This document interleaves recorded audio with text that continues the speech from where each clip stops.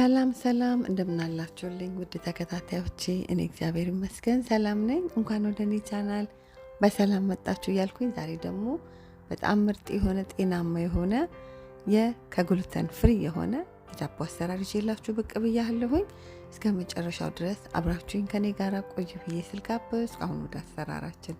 ግሉተን ፍሪውን ዳቦን ለመስራት የሚያስፈልገን ግብአት ይሄ የምትመለከቱት የኪንዋን ዱቄት ሲሆን እንደዚሁ ደግሞ አያችሁት ይሄ ነጩን ኪንዋን ማለት ነው።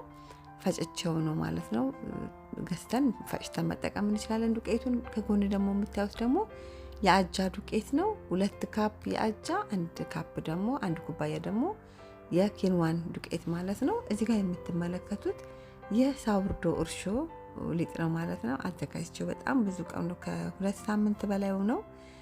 ከዛም በላይ ሆነዋል። በመሃል እየቀነስኩ እየተጠቀምኩኝ የተቀመጠ የሳውርዶ እርሾ ነው።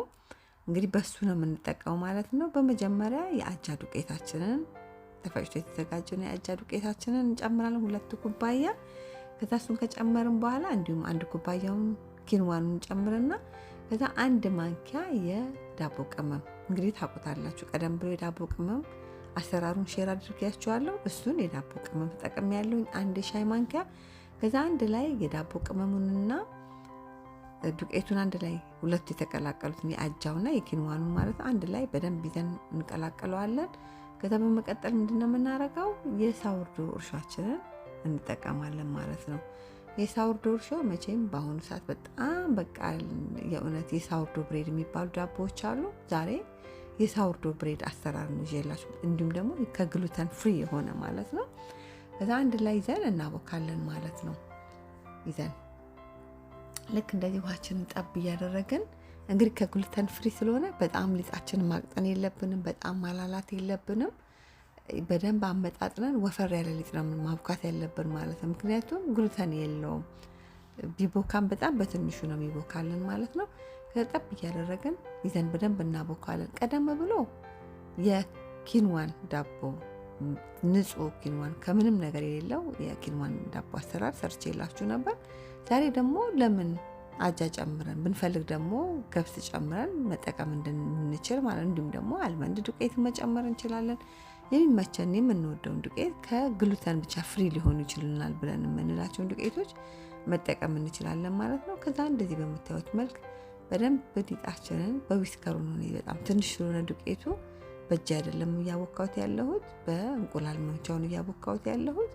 ከዛ በኋላ እንዲህ በደንብ ሁሉን ነገር በደንብ አውኩተን ከለዋወስን በኋላ ዘይት እንጨምርበታለን ማለት ነው። ዘይት ቀድሞ ነበር መጨመር የነበረብን ስለተረሳ ነው፣ በጣም ይቅርታ። ቀደም ብላችሁ ከእርሾ ጋር አንድ ላይ ጨምራችሁ አብኩት። ከዛ እዚህ ጋር 3 የሾርባ ማንኪያ ዘይት ነው የተጠቀምኩት።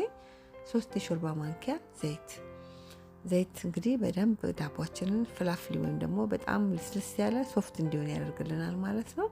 ከዛ ዘይቱን ከጨመርን በኋላ በደንብ አንድ ላይ በምታዩት መልክ እሽት እናደርግና እናቦካዋለን ማለት ነው። እንግዲህ እንዴት እንደታሸ የምታውቁት የተቦካበት ሳህን ላይ በጣም አልቀረም ሊጡ፣ አንድ ላይ ተያይዞ እርስ በራሱ ጥቅልል ነው ያለው ማለት ነው። ስለዚህ በደንብ ተቦክቷል። እንዲሁም ደግሞ ቀጭን አይደለም ወፈር ያለ ነው ማለት ነው ሊጣችን ማለት ነው።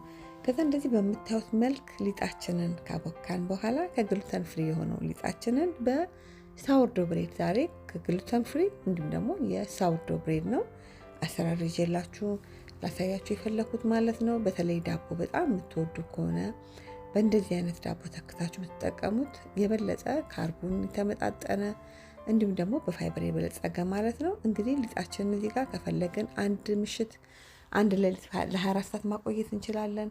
እንደምንፈልገው እንደሚመቸን አድርገን ማድረግ እንችላለን። እኔ እዚህ ጋር ለ6 ሰዓት ለ7 ሰዓት የሚሆን ቆይቼበታለሁ ሊጡን። እንደምታዩት በጣም አይደለም ብድግ የሚለው፣ ምክንያቱም ግሉተን ፍሪ ስለሆነ ማለት ነው። ግሉተን ፍሪ ባይሆን ኖሮ ሳህኑ ሙሉ ወደ ላይ በጣም ብድግ ይል ነበረ። ግን ግሉተን ፍሪ ስለሆነ ቢቦካም በጣም ትንሽ ተመጣጥሮ ነው የሚቦካው ማለት ነው። ከዛ እዚህ ጋር እንግዲህ የሳውርዶ ብሬዱን የበለጠ ደግሞ ወደ 1 ደረጃ ከፍ ለማድረግ በኮባ ነው የምንጋግረው ማለት ነው። በኮባ ስንጋግር ኮባ የራሱ ቅመም አለው፣ የራሱ ጣዕም አለው እና በዛ ኮባችንን ካደረግን በኋላ በመቀጠል ሊጣችንን ወደ መጋገሪያችን ላይ እንጨምራለን ማለት ነው። ወደ መጋገሪያችን ላይ ይዘን ሊጣችንን ከጨመርን በኋላ ከዛ ይዘን እንደዚህ ሰንጠቅ እናደርገዋለን። ከውስጡ ብድግ ሲል በኋላ አንድ ላይ ጥሩ ሆኖ አየርም ካለ እንዲወጣልን ማለት ነው። ከዛ እንደዚህ በምታዩት መልክ ዝም ብለን ሰንጠቅ እንግዲህ በቢላዋ ነው ሰንጠቅ ያደረኩት ያለሁት። እንግዲህ ይሄ ዳቦ ይሄ ሳውርዶ ብሬድ ማለት ነው። እንግዲህ የሳውርዶ ዳቦ በጣም በሚገርም ሁኔታ በውጭ ዓለም ላይ የእውነት በጣም ውድ ነው። በጣም በቃ የሳውርዶ ብሬድ ብላችሁ ስትሉ በጣም የተለየ ነው የሚሆነው። አንዳንዴ ግሉተን ፍሪ ሊሆን ይችላል፣ አንዳንዴ ደግሞ የዊት ብሬዶች ሊሆኑ ይችላሉ፣ የጥቁር ስንዴ ዳቦዎች ወይ ደግሞ የገብስ ሊሆኑ ይችላሉ። እንዲሁም ደግሞ የተለያዩ ከፋይበር የበለጸጉ ዳቦዎች ሊሆኑ ይችላሉ። እንግዲህ ለዛሬ የኪንዋንና የአጃ ዱቄት ማለት ነው። ከዛ በምታዩት መልክ እንደዚህ ዲኮር ካደረግን በኋላ ለ1-2 ሰዓት የሚሆን እንደዚህ እንደገና መልሰን እናሳርፈዋለን። ምክንያቱም በጣም ቶሎ ብድግ አይልም። ለምን? ግሉተን ፍሪ ነው። ብድግ ቢልም እርስ በራሱ እዛው ነው የሚሆነው ማለት ነው። ከዛ እንደምታዩት እንደዚህ ትንሽ ብድግ ካለ በኋላ በ350 የሙቀት መጠን ከ1 ሰዓት እስከ 1 ሰዓት ከ20 የሚሆን እናበስላለን ኦቨናችን ውስጥ ማለት ነው። ከ1 ሰዓት ከ20 በኋላ እንደዚህ በምታዩት መልክ ምርጥ ሆኖ በስሎ ወጥቶልናል ማለት ነው። ዳቦችን በጣም ምርጥ ነው። የሆነ ትወዱታላችሁ። በተለይ ዳቦ በጣም የምትወዱ ከሆነ በእንደዚህ አይነት ዳቦ በእንደዚህ አይነት ዱቄት ጋግራችሁ ብትጠቀሙ የበለጠ በጣም ብዙ ካርብ መውሰድ ከሌለባችሁ በጣም በብዙ መልኩ ትቀንሱታላችሁ ማለት ነው። እንግዲህ ከላይ እንደምታዩት ጥቁር ቅመም እንዲሁም ደግሞ ሰሰሚን ያደረግነው እንግዲህ ሰሰሚኑም ጥቁር ቅመም በጣም ቆንጆ የሆነ ጣዕም ይሰጥልናል ማለት ነው። ይሄው ዳቦችን እንደምታዩት ምርጥ ሆኖ ደርሶልናል ማለት ነው። እስቲ ውስጡን ላሳያችሁ። አያችሁት? ውስጡ በቃ ውስጡ ፍትፍት ያለ ነው የሚመስለው። ምክንያቱም ከግሉተን ፍሪ ስለሆነ እንዳለ በቀላሉ ንቁረስ ብለን ካለን ፍርፍር ብሎ ነው እንትን የሚልብን ይበታተንብናል ማለት ነው። እና በጥንቃቄ አድርገን በእንደዚህ እያደረግን እንቆራርጣለን።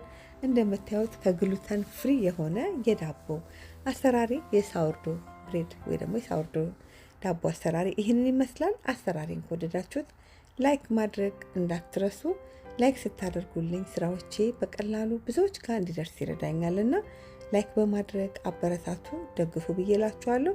የእውነት ሽታው በጣም ቆንጆ ነው። የዳቦ ቅመሙ ቀደም ብዬ ሰርቻለሁ፣ ገብታችሁ ማየት ትችላላችሁ። ምርጥ የሆነ የዳቦ ቅመሜ ነው እና በጣም ልዩ ነው። የእውነት ትወዱታላችሁ። በድጋሚ ሰርታችሁ ሞክሩት። ለእኔ ቻናል አዲስ ሆናችሁ ቻናሉን ሰብስክራይብ፣ ሼር፣ ላይክ፣ ኮመንት በማድረግ ቤተሰብ ሁኑ፣ አበረታቱ። እንዲሁ ደግሞ ሰብስክራይብ፣ ሼር፣ ላይክ፣ ኮመንት እያደረጋችሁ ለምትደግፉኝ ለምታበረታቱኝ በሙሉ ከልቤ እያመሰገንኳችሁ እንዴት እንደሚጣፍጥ ነግራችሁ አልችልም። ልዩ የሆነ ምርጥ የሆነ የሳውርዶ የዳቦ አሰራር ይህንን ይመስላል። እንዲሁም ከግሉተን ፍሪ የሆነ የዳቦ አሰራር ይህንን ይመስላል። ጤናማ የሆነ ሰርታችሁ ሞክሩት። በድጋሚ በቀላል መንገድ ከግሉተን ፍሪ የሆነ ዳቦ በእንደዚህ መልክ ሰርታችሁ መብላት ትችላላችሁ ማለት ነው። ለልጆች ብሉ፣ ለአዋቂ በሉ። በጣም ምርጥ የሆነ ዳቦ ነው። እግዚአብሔር ቢፈቅድ ብንኖር በሌላ በአዲስ ስራ እስክንገናኝ በያላችሁበት ሰላም ሁኑልኝ። እግዚአብሔር ከእናንተ ጋር